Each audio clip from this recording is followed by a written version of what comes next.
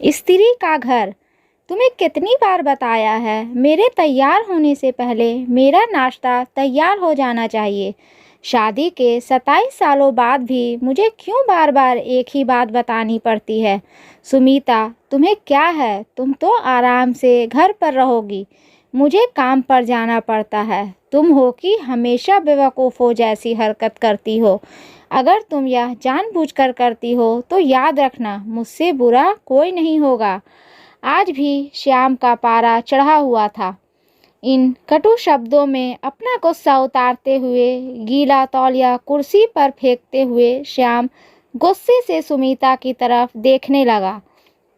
सुमीता के लिए श्याम का यह बेवजह का गुस्सा कोई नई बात नहीं थी। वह महीने में 3-4 बार ऐसा ही सुमीता पर बरस पड़ता था। पहले पहले सुमीता उसका विरोध किया करती थी, लेकिन जब कई सालों तक श्याम में कोई बदलाव नहीं दिखा तो सुमीता ने खुद को ही बदल दिया। अब श्याम के कुछ भी कहने से सुमीता को कोई फर्क नहीं पड़ता था। श्याम की हर बात वो चुपचाप सिर नीचे झुकाए सुन लेती थी। शादी के पहले 5 साल तक सुमीता ने पूरी कोशिश की थी कि श्याम को बदला जाए, लेकिन फालतू का गुस्सा करना और बाद में सुमीता को भला बुरा कहना या मानो जैसे उसकी आदत बन गई थी। कोई भी वाद विवाद होता तो श्याम सीधा सुमीता को बोल देता, अगर मैं तुम्हें अच्छा नहीं लगता तो क्यों नहीं चली जाती अपने मायके, क्यों रहती हो मेरे साथ? इतना सब कुछ होने के बावजूद सुमीता श्याम के साथ रहती थी क्योंकि उसे अपनी बेटी की फिक्र थी। और वह जाती भी तो कहाँ, अपने बूढ़े हो चुके माँ बाप को इस उम्र में परेशान करना वह नहीं चाहती थी।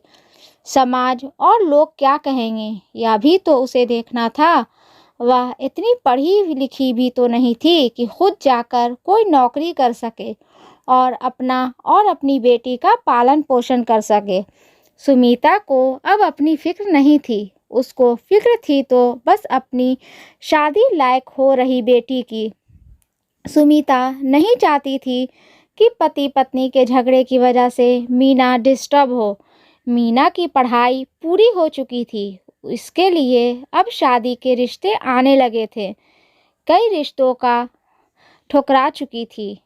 2-3 महीने बाद एक अच्छा रिश्ता आया। रिश्तेदारों और पहचान के लोगों ने भी लड़के के बहुत गुणगान किए थे। श्याम एक शाम अपनी बेटी के पास बैठकर उसे बताने लगा, मीना बहुत अच्छा लड़का है, पढ़ा लिखा है, बड़ा घर है, बहुत अच्छी नौकरी है। ऐसे रिश्ते बार बार नहीं आते बेटा, इस बार मना मत करना।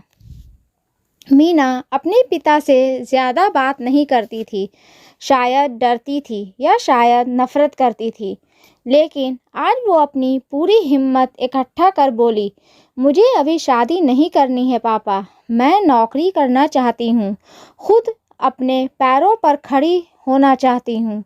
हाँ तो उसमें क्या बड़ी बात है, मैं लड़के से बात की है, वह तुम्हें किसी बात के लिए नहीं रोकेगा। तुम शादी के बाद भी नौकरी कर सकती हो, वह तुम्हें नौकरी के लिए परमिशन दे देगा। मीना बोला, मेरी नौकरी करना या ना करना उसकी परमिशन पर क्यों डिपेंड रहेगा पापा? मीना ने पूछा। मैं कह रहा हूँ ना, तुम्हें किसी भी चीज़ की कमी नहीं होगी वहाँ।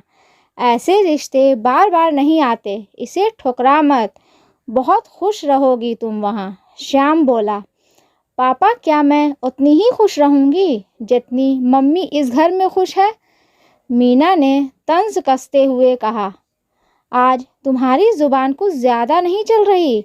श्याम गुस्से से आंखें बड़ी करते हुए बोला, पापा मुझे शादी ही नहीं करनी है, क्योंकि शादी के बाद अगर वह लड़का आपके जैसा निकला तो मैं क्या करूँगी?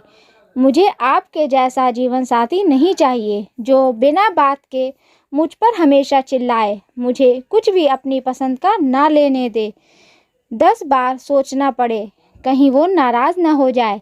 मेरी तबीयत कैसी भी हो उसे परवाह ना हो, रोटी थोड़ी सी मोटी बन जाए तो घर सर पर उठा ले, उसकी चेक बुक ना मिले तो भी मेरा ही दोष निकाले और हर छोटी मोटी बात पर मुझे मायके जाने के लिए कहे। मीना ने अपना दिल खाली करते हुए पापा से सब कह दिया। श्याम का गुस्सा 7वें आसमान पर था, लेकिन उसके मुंह से एक भी शब्द नहीं फूट रहा था। वह मीना को बातें सुन रहा था। मीना उतना ही बोलकर चुप नहीं हुई। आज पहली बार वह अपने पापा के सामने इतना कुछ बोल रही थी। पापा, अपने माँ के साथ हमेशा गलत व्यवहार किया है। आप अपने ऑफिस का गुस्सा बिना सोचे समझे माँ पर उतार देते हैं। कभी इस बात की परवाह भी नहीं करते कि उन्हें कैसा लगता होगा। आपकी बातें सुन सुन माँ ने अपना स्वाभिमान खो दिया। श्याम आज पहली बार अपने किए बर्तावों को महसूस कर पा रहा था। वो इतना ही बोल पाया, जो तुम्हारा मन है वो करो, मैं तो इतना बुरा हूँ ना। मीना ने श्याम का हाथ पकड़ा और बोली, पापा, मुझे सिर्फ एक सवाल का जवाब दे दो। क्या आप चाहोगे कि मेरा पति आपके जैसा हो? अगर आपका जवाब हाँ है तो कर दीजिए मेरा रिश्ता आज ही, और ना है तो मुझे आत्मनिर्भर बनने दीजिए। श्याम कुछ भी ना बोल पाया और वहाँ से चुपचाप बाहर चला गया। आज उसे सुमीता के सामने जाने में शर्म आ रही थी। चलते चलते उसकी आंखों से आंसू बह रहे थे। श्याम ने आज से अपने आप को बदलने का निश्चय किया। अगले दिन से सुमीता ने अपने पति में काफ़ी बदलाव देखा। वह सोचने लगी कि जो हिम्मत मीना ने दिखाई है, वह हिम्मत अगर मैं पहले ही दिखा देती तो शायद आज परिस्थिति कुछ और होती। अब मीना पढ़ लिख कर अच्छी नौकरी करने लगी थी और 3 साल बाद उसके लिए एक अच्छा रिश्ता आया। और उसकी विदाई पर श्याम बोला, बेटी, तू हमेशा खुश रहेगी क्योंकि तेरा पति तेरे बाप जैसा नहीं है। श्याम की यह बात सुनकर सुमीता और मीना की आंखों से आंसू बहने लगे। दोस्तों, हमारे समाज में औरतों को भले ही देवी का दर्जा दिया जाता है, लेकिन वह स्वतंत्रता नहीं दी जाती जो उन्हें देनी चाहिए। उन्हें बचपन से ही बताया जाता है कि वह पराया धन है। स्कूल से आने में देर हो जाए तो पिटाई मिलती है। मोबाइल पर बातें करते हुए दिख जाए या खिड़की से झांकते हुए दिख जाए तो शक किया जाता है।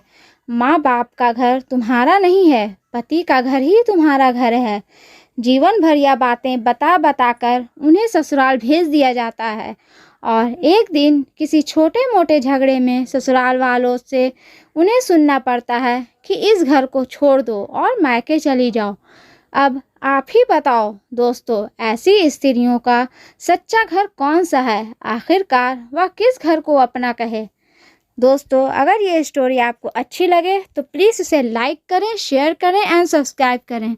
और इस स्टोरी के बारे में आपकी क्या राय है हमें कमेंट बॉक्स में ज़रूर बताएं। और हाँ, बेल आइकन को प्रेस करना ना भूलें, क्योंकि ऐसे ही आने वाली स्टोरी आप तक सबसे पहले पहुंचती रहेगी। धन्यवाद।